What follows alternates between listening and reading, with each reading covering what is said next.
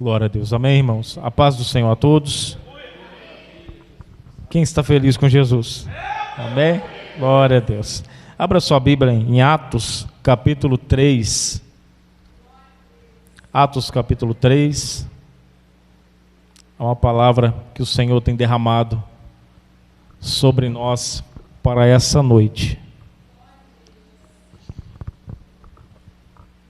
Estou muito feliz de mais uma vez poder estar reunido com os irmãos aqui. Presbítero Carlos, presbíteros Marcos, né? Privilégio imenso revê-lo.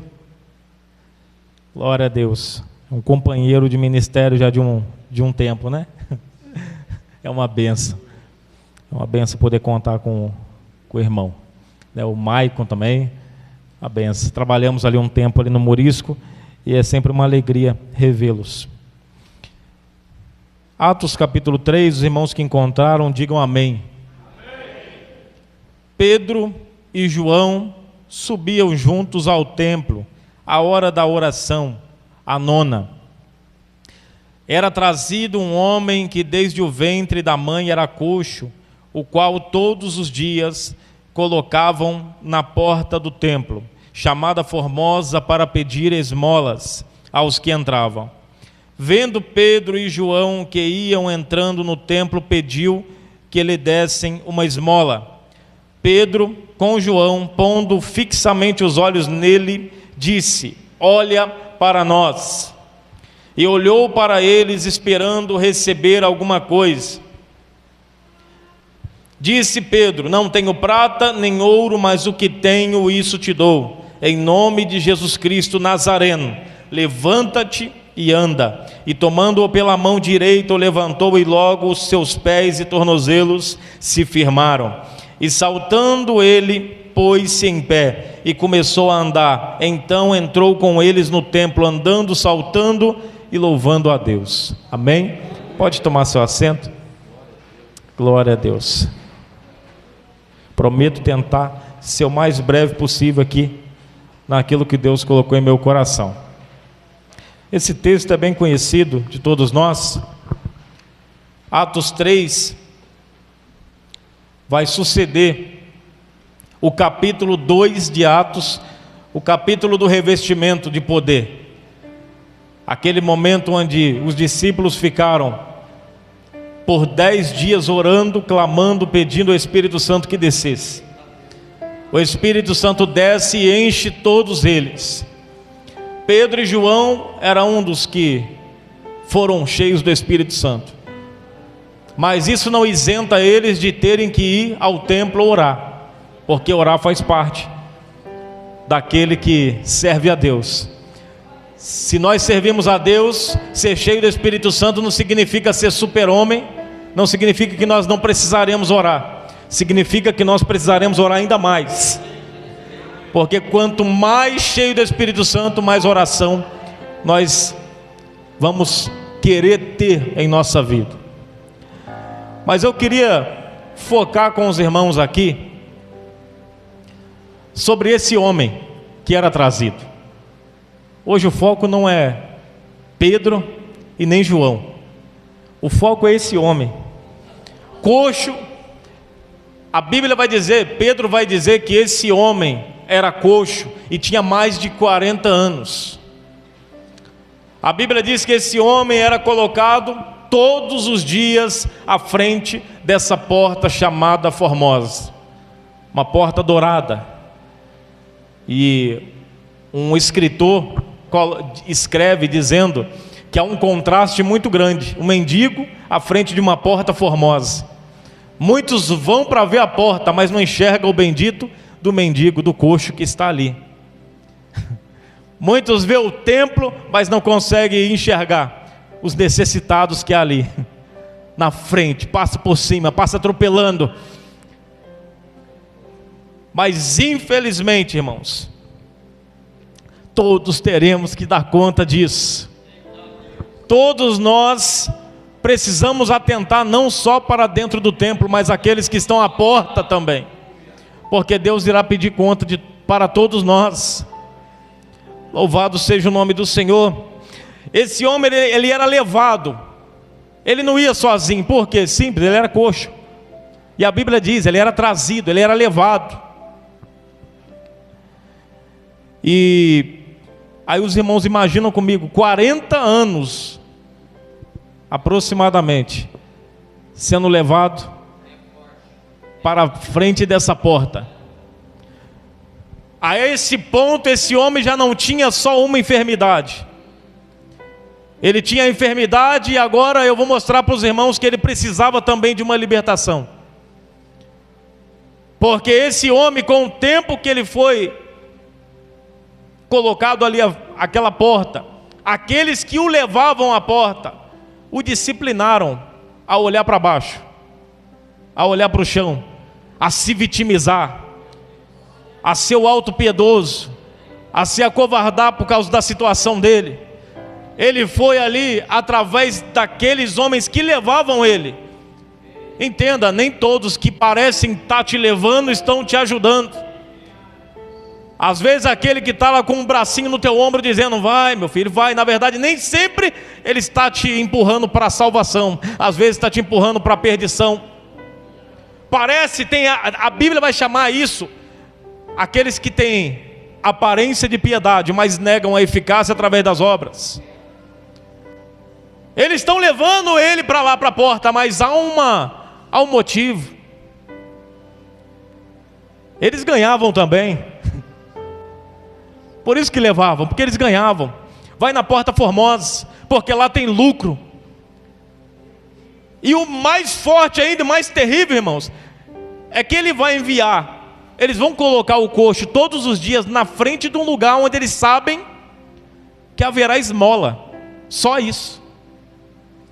É isso que me assusta. O templo era para ter cura, porque Jesus a esse tempo, a fama de Cristo já tinha passado. Aliás, esse templo, Jesus ele pregava nesse templo, e há uma grande possibilidade de Jesus ter passado por esse coxo, muitas vezes. Aí você pergunta, mas por que ele não curou então? Porque essa cura, na verdade, ele estava preparando os discípulos.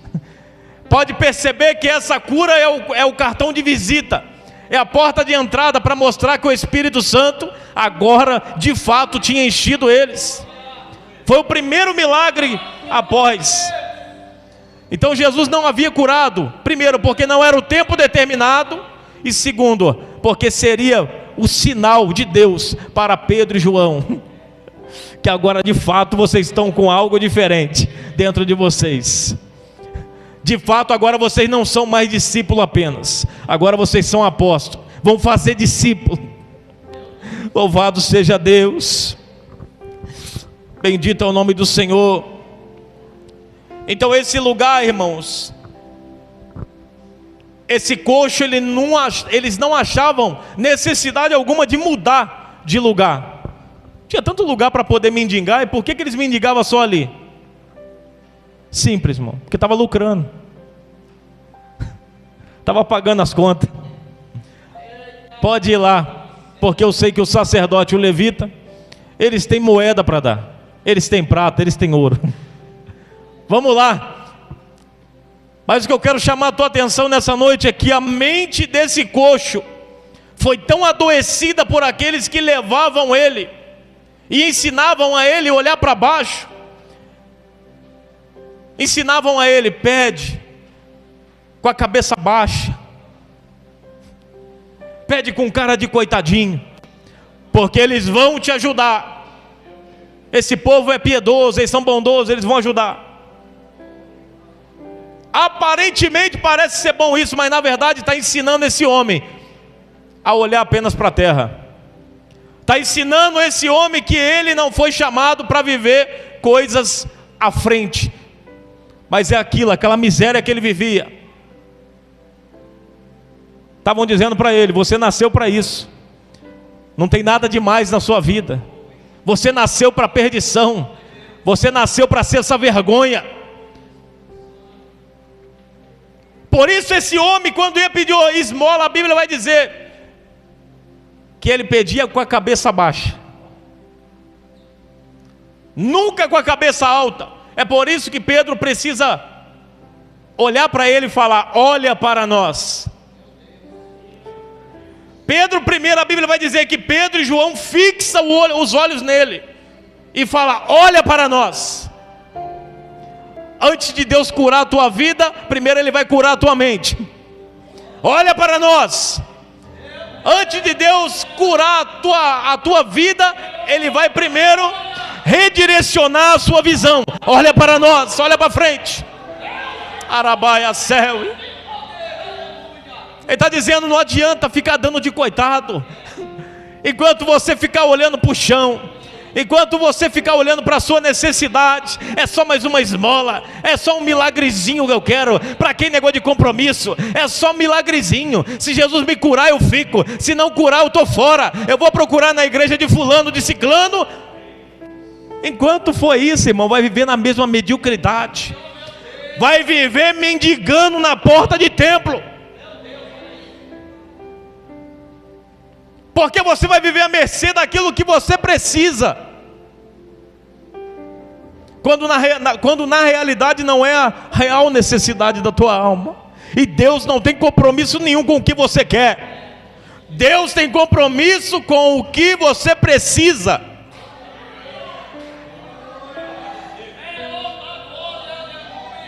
Mas esse coxo está tão doente, e você precisa prestar atenção nisso. Porque muitas das vezes eu e você podemos estar enfrentando uma situação como essa. Deus está abrindo porta, mas a mente está tão focada num lugar, que você sempre olha assim e fala assim: não, isso não é para mim. Eu não nasci para isso.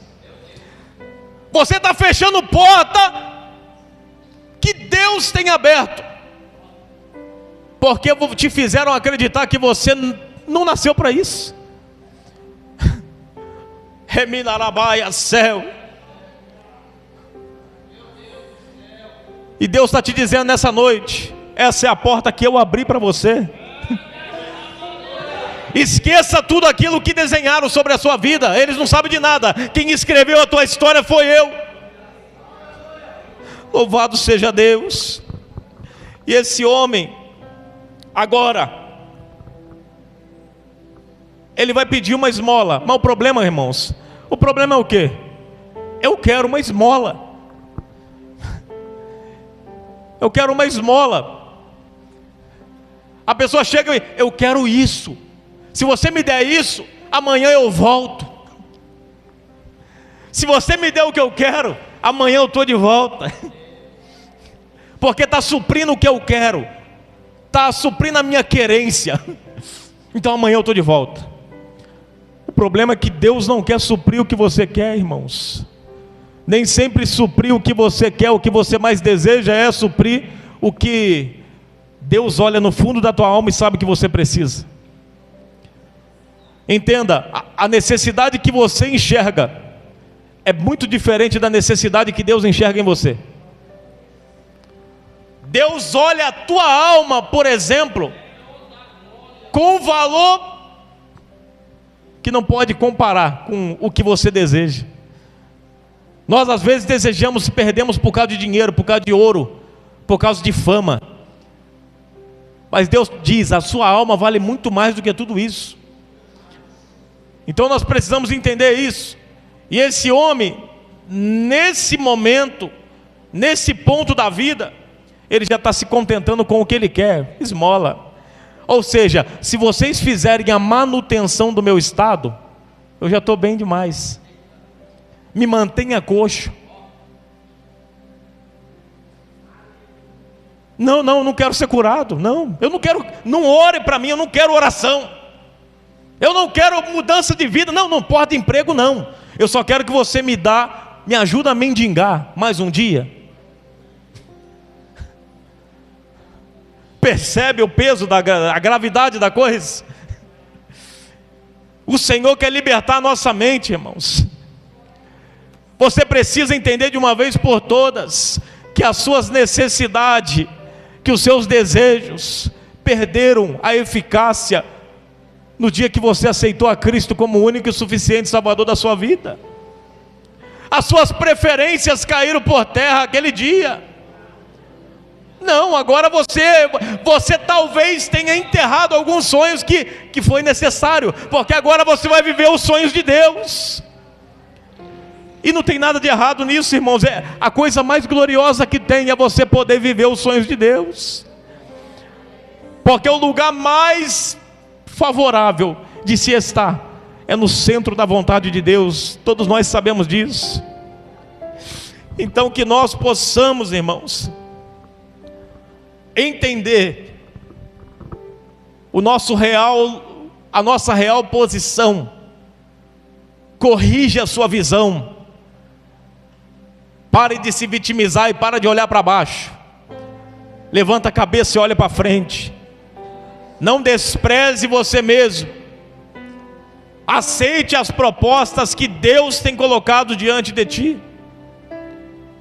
Não se subestime, irmãos. Que às vezes Deus fala para você: a sua família é difícil, por isso que eu dei a você. E você fala: mas eu? Exatamente porque é você. Deus te deu autoridade e poder para isso. Bendito é o nome do Senhor.